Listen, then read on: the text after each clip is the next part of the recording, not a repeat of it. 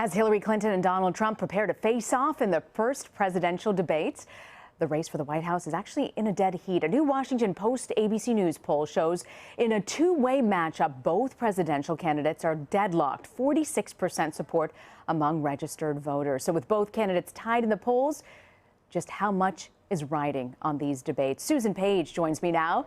Susan, what are your thoughts going into the debate? Do you think that the stakes are just the highest that they've ever been at this point? You know, it's hard to imagine another debate that had stakes quite as high as this one because this race is suddenly so close. A margin of error race, both nationally and in some key states, including in your new CBS Battleground State poll of Colorado. Hillary Clinton up just one in that swing state. So, yes, I think this debate looms as a critical moment, not the last moment. There'll be two more presidential debates, another vice presidential debate, as you well know, but clearly a very important moment in this campaign. We know that the Clinton camp has been preparing for two different types of Donald Trumps to show up, one more measured and one kind of not as measured. What do you think that Hillary Clinton needs to keep in mind as she gears up for tomorrow night? You know, I think one thing about a 90-minute debate is that it's hard to be somebody you are not for 90 whole minutes. Maybe you could do that for 60 seconds or in a 10-minute interview.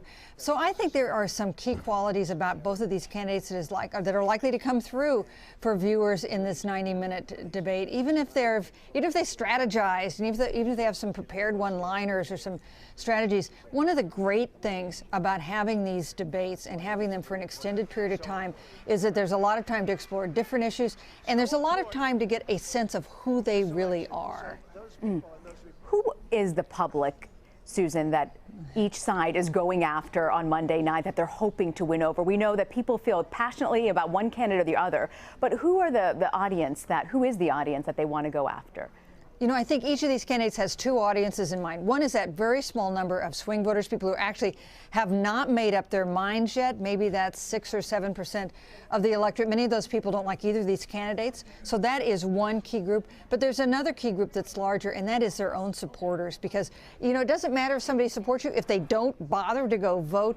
And one of the things that both candidates want to do, and particularly Hillary Clinton, is gin up her supporters so that they bother to go to the polls. And that's especially true for young people, for minorities, for the coalition that elected Barack Obama and reelected him. Those voters are a little less enthusiastic than they were when Obama was running. She wants to get them a little more excited about her candidacy. How big of a concern is that, Susan, if those people don't go out to get out the vote? How much could that cost her the election? Oh, yeah, absolutely. If your voters don't show up, it doesn't matter that they supported you. But I was talking the other day to Donna Brazile, the Democratic interim chairman, and she said that she was not as concerned as some Democrats are about this. She said if you throw a party, the Republicans will show up at 6 p.m. and the Democrats will start coming in about 10 p.m. She says they're just a group of people that get excited a little later. And she said that's what she expects to happen this time. But it is true. Donald Trump supporters at the moment more excited about this election than Hillary Clinton supporters. All right. Susan Page, Washington Bureau Chief for USA Today. Thanks for joining us, Susan. Hey, thank you.